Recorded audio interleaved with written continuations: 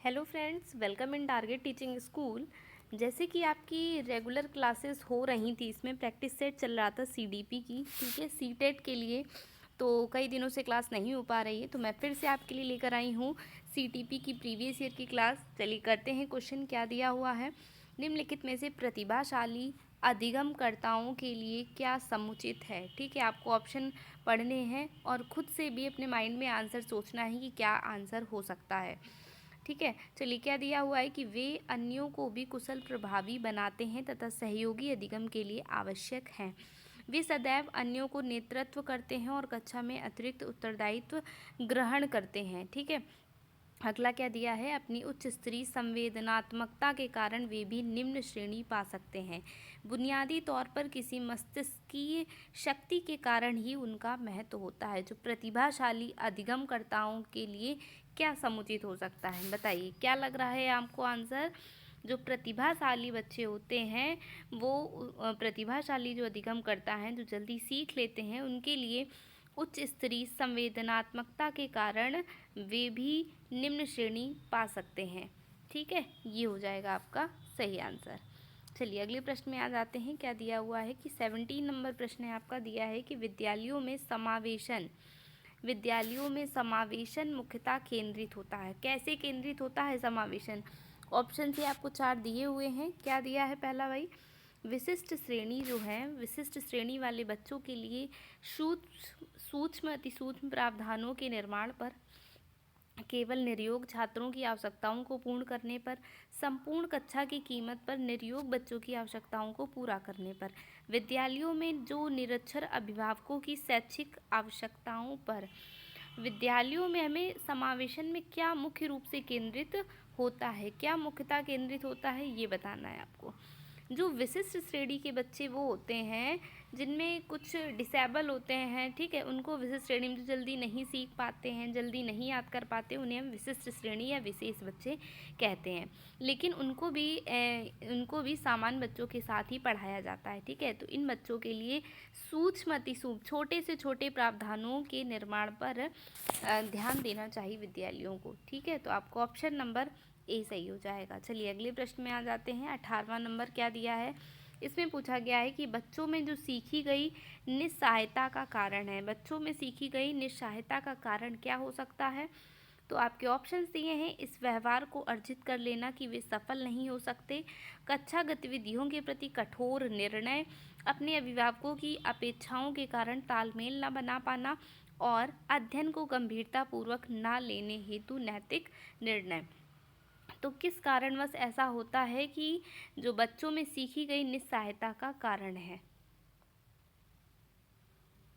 तो इस व्यवहार को अर्जित कर लेना कि वे सफल नहीं हो पा रहे हैं, ये उनमें निस्सहायता का कारण हो जाएगा। आपका ऑप्शन नंबर ए होगा इसमें। ठीक है, चलिए अगले प्रश्न में आ जाते हैं। क्या दिया है, प्रश्न है कि यदि एक विद्यार्थी विद्यालय में लगातार निम्नतम श्रेणी है, ठीक है, हमेशा वो निम्नतम श्रेणी प्राप्त करता है, तो उसके अभिभावक को उसकी सहायता हेतु परामर्श दिया जा सकता है। तो आप उसके अभिभावक को क्या परामर्श दें। देखिए आपको ये परामर्श के लिए ऑप्शन दिए हुए हैं। वह अध्यापकों की घनिष्ठ संगति में कार्य करें, मोबाइल फ़ोन, चलचित्र, कॉमिक्स, खेल हेतु अतिरिक्त कॉल पर रोक लगाएं, जो भली भांति शिक्षा नहीं ले पाए उनकी जीवन संबंधी कठिनाइयों को वर्णन करें, घर पर उसको परिश्रम पूर्वक कार्य करने पर बल दें। ठीक है भाई, ये परिश्रम पूर्वक कार्य करने पर बल दें, ये भी गलत हो जाएगा। बल देना जहाँ पे आ गया वो एक आपका नकारात्मक वर्ण है, ये नहीं होगा। ठीक है, फिर इसमें दिया है कि जो भली भांति, अब इसमें कठिनाइयों का वर्णन भी रॉन्ग हो जाएगा। जीवन संबंधी कठिनाइयों का वर्णन क्यों किया जाए, और किसी पर ऐसे रोक लगाना भी रॉन्ग है, ये आपका नकारात्मक में जाता है। ठीक है, तो क्या सही हो जाएगा, वह अध्यापकों की घनिष्ठ संगति में कार्य करें। जो अध्यापक परामर्श दे तो उनके अनुसार ही कार्य करना चाहिए। चलिए अगले प्रश्न में आ जाते हैं। क्या दिया है भाई, प्रश्न में पूछा गया है कि निम्नलिखित में से समस्या समाधान का क्या बाधित नहीं करता है। समस्या समाधान को क्या बाधित नहीं करता है। अंतर्दृष्टि, मानसिक प्रारूपता, मोर्चाबंदी या निर्धारण। ये ऑप्शंस दिए हुए हैं। कौन है जो समस्या समाधान को बाधित नहीं करता है? तो अंतर्दृष्टि जो हो जाएगा, ये क्या है, अंतर्दृष्टि का मतलब है कि जो परख है, अपने आप से जागृत हो जाए, परिज्ञान है, जो पूरा ज्ञान है, ये समस्या समाधान को बाधित नहीं करता। ठीक है, चलिए नेक्स्ट ऑप्शन में आ जाते हैं। नेक्स्ट क्वेश्चन में क्या दिया हुआ है 21वां नंबर की एक शिक्षिका पाठ को पूर्व पठित पाठ से जोड़ते हुए बच्चों को सारांश लिखना सिखा रही है, वे क्या कर रही है? ठीक है, ऑप्शंस देखिए क्या सही होगा इसमें। वह बच्चों की पाठ समझने की स्वशैली विकसित करने में सहायता कर रही है, बच्चों को संपूर्ण पाठ्यवस्तु को पूर्ण रूप से ना पढ़ने की आवश्यकता का संकेत दे रही है। ना पढ़ने आ रहा है तो ये नकारात्मक वर्ण में हो जाएगा। अगले प्रश्न ऑप्शन में आते हैं कि वह आकलन के दृष्टिकोण से पाठ्यवस्तु के महत्व को पुनर्बलित कर रही है। अगला ऑप्शन दिया है कि वह विद्यार्थियों को सामर्थ्य अनुकूल स्मरण करने को प्रेरित कर रही है। तो इसमें कौन सा आंसर आपका सही हो जाएगा? इसमें सही होगा कि वह स्वशैली, जैसे कि टीचर ने पहले पढ़ाया उसी पूर्व पठित पाठ से जोड़ रही हैं, तो वह स्वशैली विकसित करने में बच्चों को सहायता कर रही हैं। चलिए अगले प्रश्न में आ जाते हैं। 22वां नंबर, इसमें क्या दिया है कि एक बच्चा अपनी मातृभाषा सीख रहा है, वह दूसरा बच्चा वही भाषा द्वितीय भाषा के रूप में सीख रहा है। तो दोनों निम्नलिखित में से कौन सी समान प्रकार की त्रुटि कर सकते हैं? क्या त्रुटि कर सकते हैं? ऑप्शंस दिए हुए हैं, देखिए ज़रा। अधिकाधिक सामान्यीकरण, विकासात्मक सरलीकरण या फिर अत्यधिक संशुद्धता, इनमें से कौन सी गलती कर सकते हैं दोनों में से?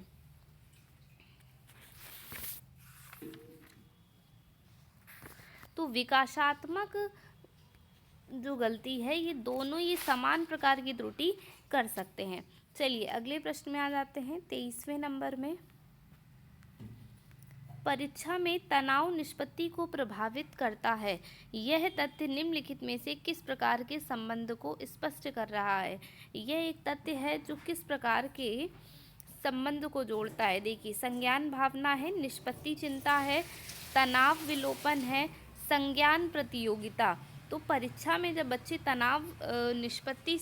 तनाव से ग्रसित हो जाते हैं कि वो तनाव के कारण प्रश्नों को नहीं हल कर पाते हैं, तो वही है कि तनाव निष्पत्ति को प्रभावित करता है परीक्षा। तो ये किस संबंध को जोड़ रहा है? ये संज्ञान भावना को जोड़ता है। ठीक है, चलिए अगले प्रश्न में आ जाते हैं।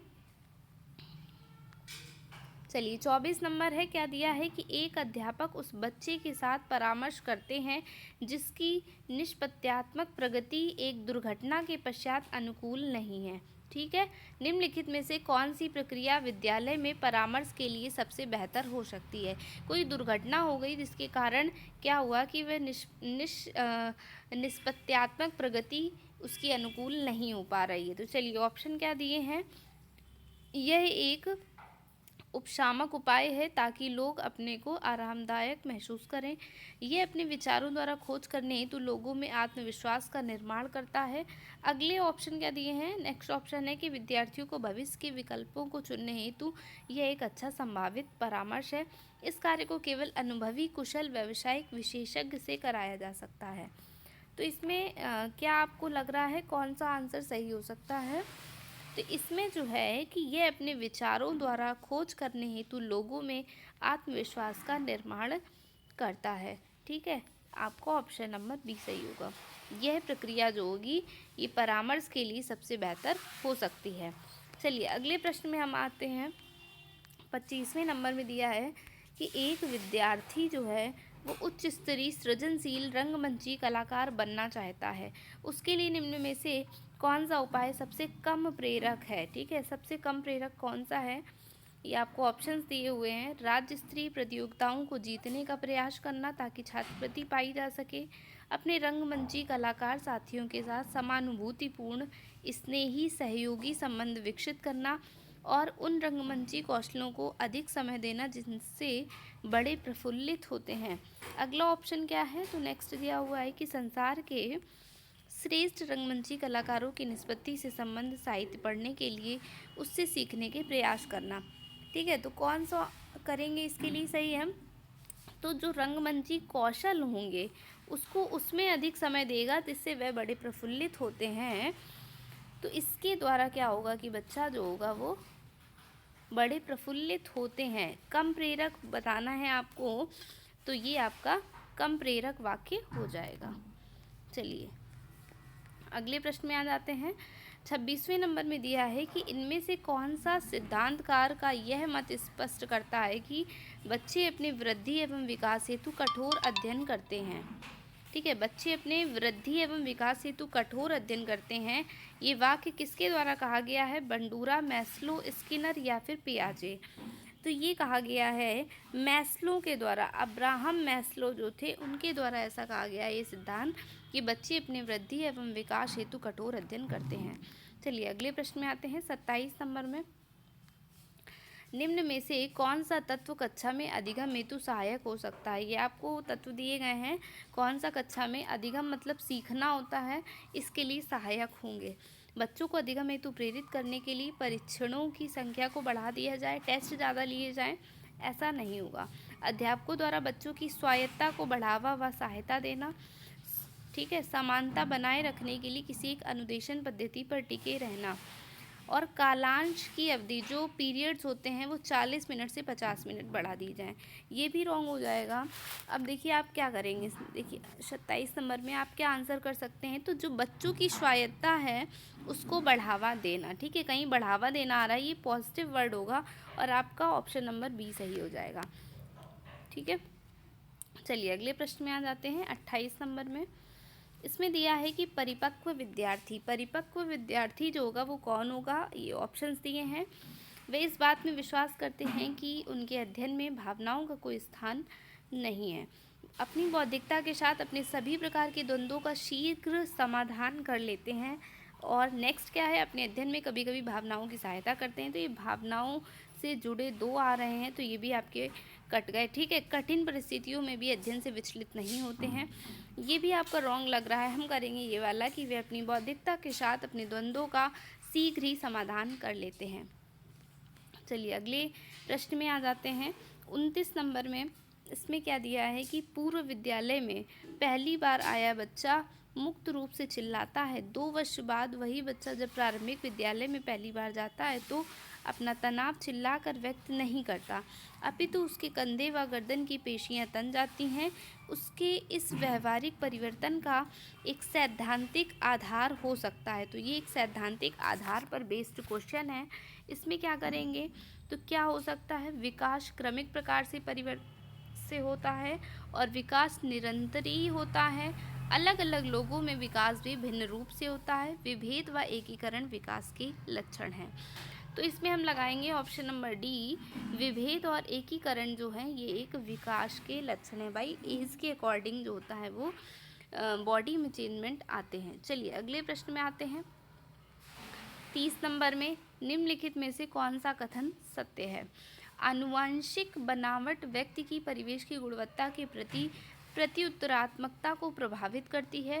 गोद लिए गए बच्चों को वही आईक्यू होता है जो गोद लिए गए एक सहोदर भाई बहन का। अनुभव मस्तिष्क के विकास को प्रभावित नहीं करता है। विद्यालीकरण का बुद्धि पर कोई प्रभाव नहीं पड़ता है। तो कौन सा कथन इसमें सत्य हो जाएगा? इसमें आपका ऑप्शन नंबर ए सही होगा। जो आनुवंशिक बनावट होती है वो परिवेश की गुणवत्ता के प्रति प्रत्युत्तरात्मकता प्रभावित करती है। ठीक है, कैसे लगे आपको क्वेश्चंस कमेंट करके ज़रूर बताएं और ऐसी वीडियोस पाने के लिए हमसे जुड़े रहें। Thanks for watching.